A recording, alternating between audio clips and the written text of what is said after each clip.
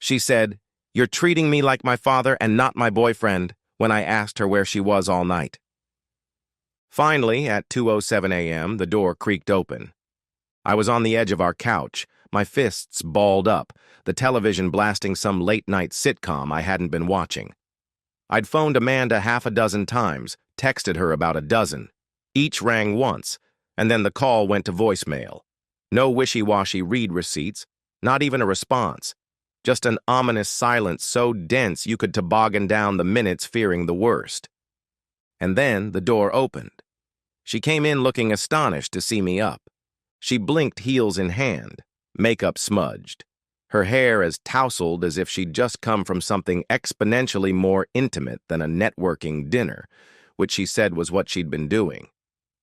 "Oh," she said, throwing her purse on the entry table. "You're still up?" Her tone stung. No worry, no apology, not even a pretense of concern. Raising up, my sweet, sweet voice was rusty too. "Where have you been, Amanda?" "Who cares?" She sighed, as if I'd just asked her to explain quantum mechanics. "I told you earlier, out with friends. We went for drinks afterwards. A little late, that's all." I mustered her face and immediately looked up into her eyes, trying to find holes in the lie. I couldn't smell alcohol. But then there was something else. A faint odor near her neck. Not her perfume. A cologne. "I called you. A lot." "My cell phone died," she replied, reflexively draping her coat over the chair. I took a step nearer, but I couldn't have exhaled less helplessly. "I was worried. It's 2 a.m. You could have least texted while it was dying. Of course, if that's where you were at, you know, could have just told me where you were or who you were with." Her expression changed, annoyed now. She crossed her arms. "God, Ethan, why do you have to ruin everything?" "Do what?" "Interrogate me. Hover over me like a parent. You sound like my father and not like my boyfriend." That line hit me in the chest, like a sucker punch. The air went out of my lungs, and for a second, the half of the room went away, and I was sort of floating outside myself. I began speaking, but didn't say anything. I just stared at her. Amanda, my 4-year woman, my person I had every intention of spending and building a life with, was now staring me in the face like I was some jerk-off, some chore she had to get through. For years and years after the breakup, well past the time I knew the truth, that sentence echoed in my head. That night, the die was cast. It wasn't always like this. Amanda and I had known each other in college. She'd been a design major, a cyclonic tempest of wild creativity, and I had been finance, relatively quiet and cautious. She used to tell me that I was the calm to her storm. "I am very grounded, and I ground her," she said. I assisted her to focus. She assisted me to feel. We were joined at the hip in the beginning. We stayed up until 3 a.m. on school nights with indie films, road-tripped on weekends, once hatched a joint business venture, a scheme that never took itself off her sketchpad. We moved in together 2 years after I graduated. I had a steady job in accounting, and she was freelancing as a designer, busy building her personal brand. I paid most of the bills, she chased passion projects, and accepted the rare commission. It never bothered me. I believed in her. But slowly things changed. She started spending more time out, first for work meetings, then brand parties, then girls' nights that edged into the morning hours on days she didn't come home at all. She started dressing differently, too, flashier, edgier. At first I dismissed it as a phase, her period of self-discovery. Then came the gym membership. Amanda had never been interested in fitness, but was now fitness-crazed. 5 days a week, sometimes twice a day. Fresh clothes, fresh kicks, and, most importantly, a personal trainer named Zane. Zane. I would soon come to rue that title. She mentioned him casually at first, his motivation, how amazing were his results. I tried not to think about it, but it made me uncomfortable every time she brought it up. There had been the nights when she came back to the apartment from the gym too fresh, too radiant, as if she'd come away with something other than a workout. Then I found a receipt in her coat pocket, and things changed. It was for dinner. Expensive seafood, a bottle of wine, 2 entrees, a single red rose. I confronted her, and I just prayed, hoped that there might be some innocent explanation. She shrugged. It was with a potential client. I'm trying to network more. It was such a smooth, polished lie that I found myself believing her for a moment. But something inside me was screaming that there was something amiss. Then I started to observe the little things. It was attached to her ears, but she never allowed me to use it. Her passwords changed. Her habits shifted. She stopped initiating physical affection. She could not look at me. And then things got worse because she started to emotionally detach. One night, she returned home at 3 a.m., claiming to have been doing a branding event. I'd been trying to sleep, contending with hands that wouldn't stop shaking, head that wouldn't stop spinning. The burden of lying was getting too damn heavy. That night, I asked again, "Where were you? Who were you with?" Her eyes narrowed. "Oh, for crying out loud, would you quit it already?" "Just tell me the truth." "God, Ethan. Why in the world do you think you need to know what I'm doing every single second of every single day? Taking care of me is love? You're obsessed with control." "I don't want to pressure you," I said, trying to remain calm. "I'm trying to see why you'd never want to be here. Why I feel like a ghost in my own relationship." And then she said it again. "You're not my boyfriend, you're my father." That night I left. And I didn't sleep. But that sentence just would not leave my head, even louder than any scream. I began digging, quietly. I didn't want to be paranoid, but I wanted to know. I knew her gym schedule. Then I got off of work early one day and parked across the street from the place. Zane was leaving with her at 8:40 p.m. I saw her. She wasn't in gym clothes. She'd been strutting in a very tight black dress. They walked to his car. He opened the door for her. They kissed. Not on the cheek. Not a friendly hug. A kiss. I felt my chest collapse. I didn't confront them. I just drove home and waited. When she returned, I was sitting at the kitchen table. "How was your workout?" I asked, my voice hollow. She froze, keys in hand. "I saw you," I continued, "with Zane, outside the gym." Her face did a double take and then turned to ice.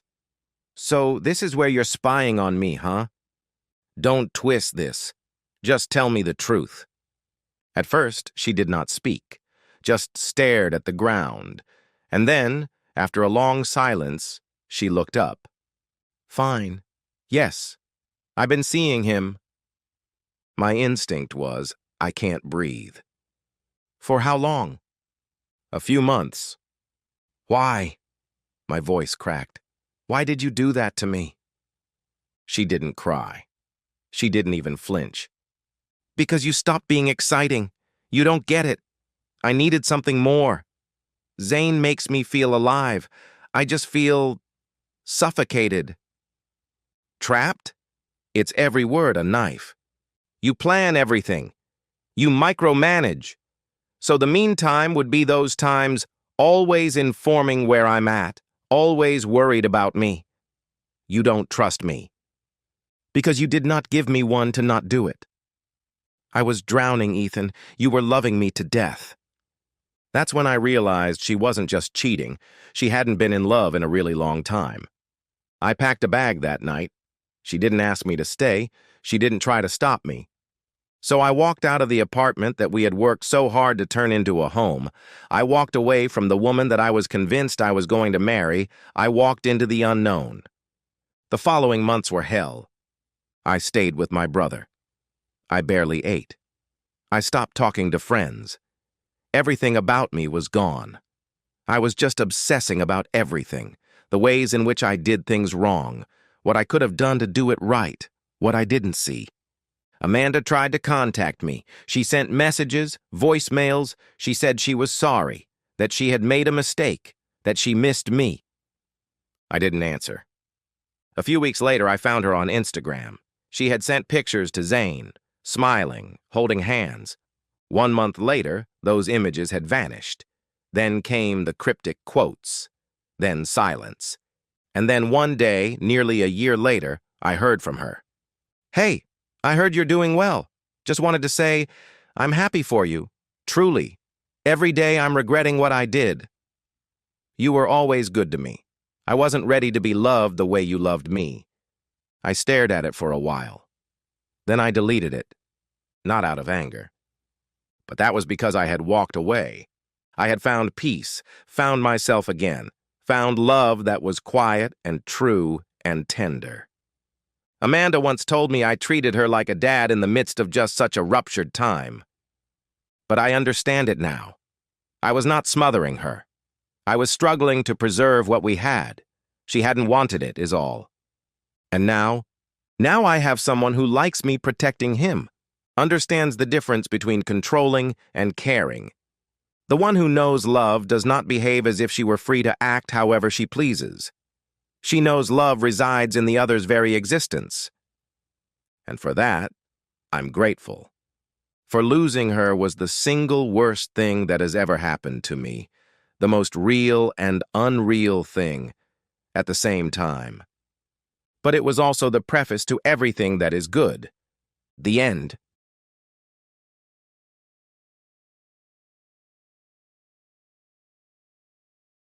It's funny how the mind works when you see something or someone familiar. I had just left a store on Main Street when something caught my eye. I looked, then looked again. No, it couldn't be. No, my eyes were deceiving me. There was Rebecca standing on the other side of the street. But no, it couldn't be her. It was a young woman who looked exactly like Becky did 20-odd years ago. Memories of our first meeting at a party when we were 17 came flooding back. God, it was strange. This young lady was her exact copy. Suddenly I realized that I was staring at the girl. I believed she had noticed me at about the same time, and my attention seemed to make her feel uncomfortable. She turned away and pretended to look at a shop window. I could see her watching me cautiously in the reflection of the window. I couldn't take my eyes off her, her whole posture, everything about her was like my Rebecca. Finally, I came to my senses and turned away. It couldn't be Becky. It was just my imagination. I walked down the street, looking back from time to time. Yes, she was still there, and every time I looked, I saw Becky. I felt very awkward and a little melancholic. By the time I reached the Stag Inn pub, I definitely felt like a pint. I went in, ordered a pint, and then chose a quiet table in the corner where I hoped I wouldn't be disturbed. Then my thoughts turned to happier times. I first met Rebecca at a party when I was 17. She caught my eye as soon as she walked into the room. She wasn't a stunning beauty or anything like that, but there was something about her that attracted me from the start. She was with one of the usual pretty boys, at least he thought so. He had his mother's car and believed he was God's gift to women. You know the type, always bragging about who they've knocked off their feet. Personally, I've always believed that guys who constantly talk about how they've managed to get girls into bed probably suffer from an inferiority complex or something like that, and are most likely not as successful as they'd like to be. I always preferred to keep my thoughts to myself. There's no point in getting a bad reputation. If girls heard guys talking about who they slept with, they knew that dating them would be bad for their reputation.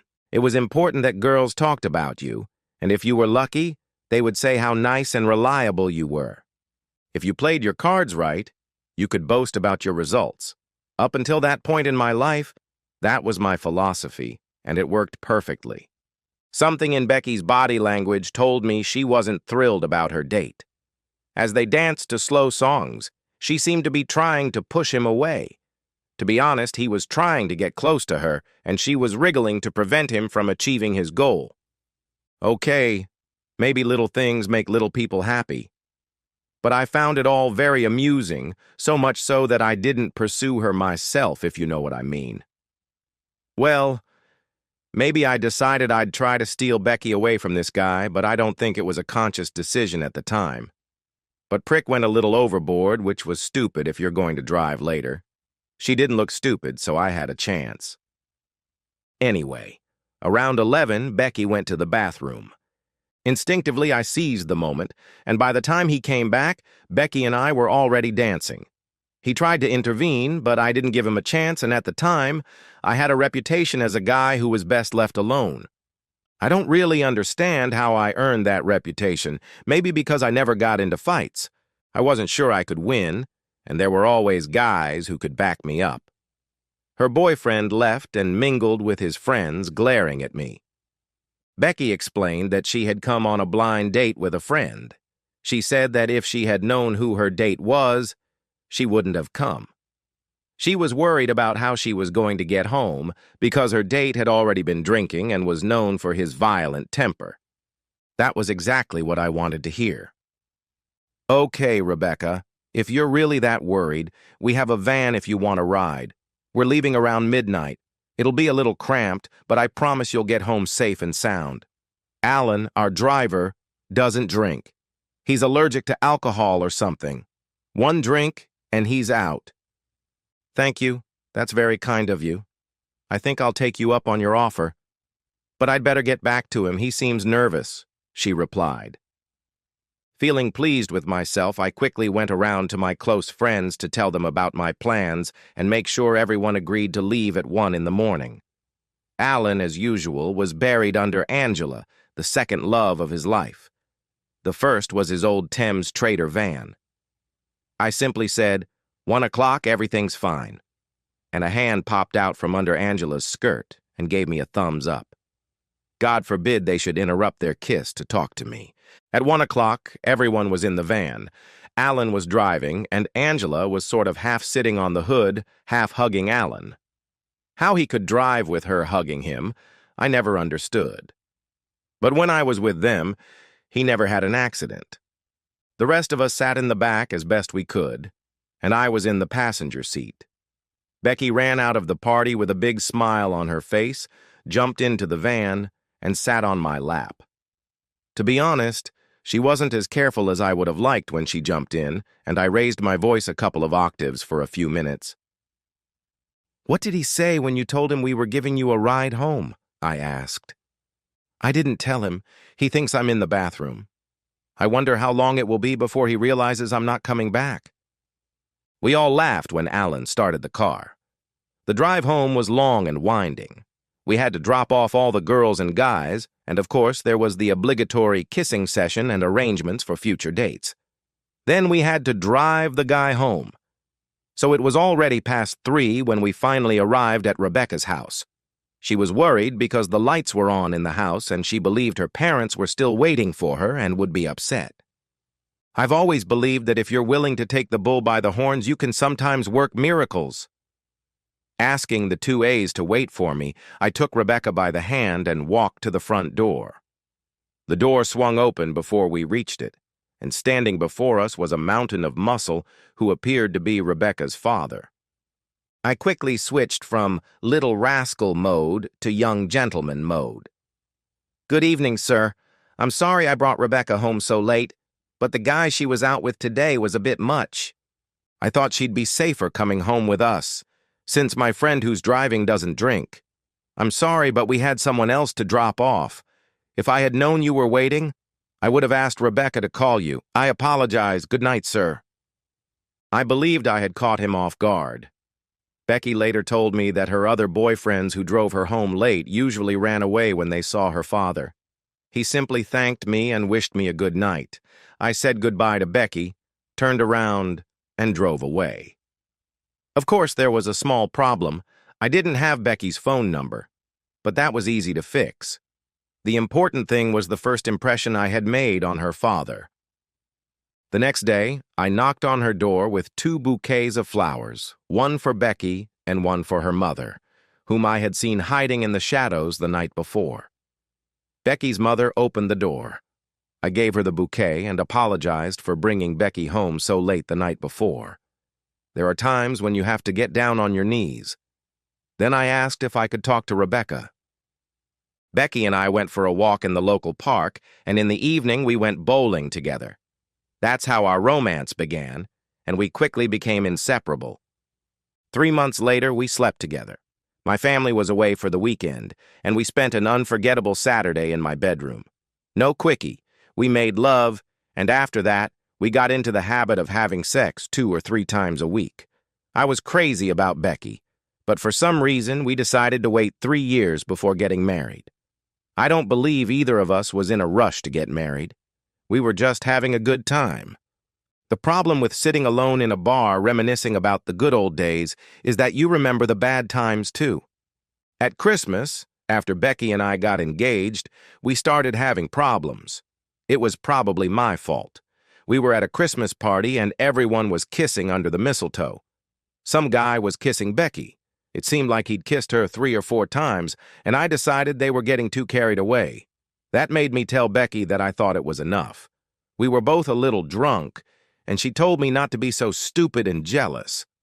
Well, that led to our first real fight. A couple of days later, things calmed down, but now, looking back, I realized that was the beginning of the end of our relationship. After that, we fought about every 2 weeks. It was always over silly things, and I believe we both became too jealous and controlling. We would lose our temper for no apparent reason. We definitely loved each other. And if we had gotten married, I'm sure many of the arguments wouldn't have happened. Looking back, I realized that we had been together for so long, and the lack of a final commitment made us both feel a little insecure. And then we had a big fight. I don't remember what started it, but it ended with Rebecca throwing my engagement ring at me and walking out. As it turned out, we never saw each other again. I spent the first week at home waiting for her to call and apologize. According to our friends, Becky was doing the same, but then fate intervened and dealt us a fatal blow. My older brother and his wife, who had emigrated to Australia a few years earlier, were in a serious car accident. My sister and I immediately flew out there to take care of the children and their affairs. Only later did I realize that I should have sorted things out with Becky before I left, but hindsight is always easy. Looking back, you can always see your mistakes. A couple of letters from Becky could have changed our whole lives. I returned to England 8 months later. Soon I heard rumors that Becky had gotten pregnant by some guy, they got married and moved up north. Her friends told me she was very upset when she found out I had gone to Australia. Everyone, including Becky, believed that I had emigrated there permanently and had no intention of returning. I never understood why this happened, because all my friends knew why I had gone to Australia. Perhaps someone had their eye on Becky and spread the rumors. Becky probably decided that I had dumped her and started dating lots of other guys. Her best friend Julia told me that Becky was looking for a replacement for me and had become quite promiscuous in the process. Apparently, she had gained a reputation as a girl who would sleep with anyone. But that wasn't the Becky I knew, although, on the other hand, she did get pregnant. After I found out Becky had left, I didn't go on any dates. I seemed to have lost interest in girls. I spent most of my free time at the pool hall or bowling. No, it's not a game for old men. I admit that most of the players there are older than me, but it's a very enjoyable and relaxing pastime, although I believed I was much better with a cue in one hand and a pint in the other. A couple of pints and a snooker table are heaven. When I was 25, I met a girl named Sheila at work, and we became good friends. She was a year older than me, married, and already divorced. Looking back, I believe I should have been a little more skeptical when she started actively pursuing me. But a year later, we got married, although I don't think I loved her as much as I loved Becky. I loved her very much. We quickly had 2 beautiful daughters, and by the age of 32, I was a happy married father and the owner of a nice little house. We named our daughters Anna Otterly Garner and Carol Otterly Garner. Why Otterly? I just liked the name. I always wanted a daughter with that last name, but Sheila wasn't thrilled with the idea. But in the end, I registered their births myself, so I quietly added the surname to both of them. It's funny that Sheila didn't like the surname Otterly, because Rebecca always looked down on it, too. I guess it was one of the silly things we argued about in the last few months. Things went pretty well for a few years. Becky entered the world of my dreams. Sometimes I had very vivid dreams in which I was married to Becky instead of Sheila. We would walk in the park where we had our first date, or she would push Anna on the swings while I pushed Carol. But then the insidious hand of fate struck me again. A good friend told me that Sheila was cheating on me. You'll never believe it, but it turned out that she had been having an affair with her first husband. Her ex, who is now her husband again, usually stays away from me since I sent him to the hospital for a little vacation. It all happened very quickly. From the moment my friend winked at me to the moment I was a bachelor again, only 6 months had passed. After the divorce, Sheila asked for a meeting, and they came to my lawyer's office together. They both apologized for what had happened and said they wouldn't ask for alimony, but they added that all the money I gave Sheila would go to the children's accounts. Oh, and they dropped the assault charges. They said they wanted me to be involved in the children's lives and promised I could see them whenever I wanted or whenever the children wanted to see me. Sometimes things weren't as good as they seem. One night, Carol had a nightmare, and at 3 in the morning I was called to her bedside. Yes, if you're wondering, it turned out that the children were mine. I had it checked, but I don't believe it would have made any difference to me. I loved those little rascals. I took them with me every weekend, and I'm happy to say that for a long time, Sheila and I were quite friendly and polite to each other when we saw each other. It turned out that Sheila's ex-husband was infertile, so she divorced him. Sheila clearly loved him more than she ever loved me. As soon as she had the girls, I became unnecessary to her, and she went back to him. You know, Sheila even had the nerve to ask me to get her pregnant again because she wanted more children. Well, to each their own. I got myself a small apartment. Nothing fancy, but it was nice and the kids could come visit me. For the next year or so, life settled into a quiet routine. I had the girls on weekends, and Sheila and that jerk took them during the week. The girls never said anything was wrong, but toward the end, I noticed that Sheila wasn't coming out to meet me when I picked up the kids. I would pull up to the house and the girls would run out with their weekend bags. I noticed that they were always wearing clothes I had bought them on our weekend shopping trips. I just believed they were wearing them to make me happy.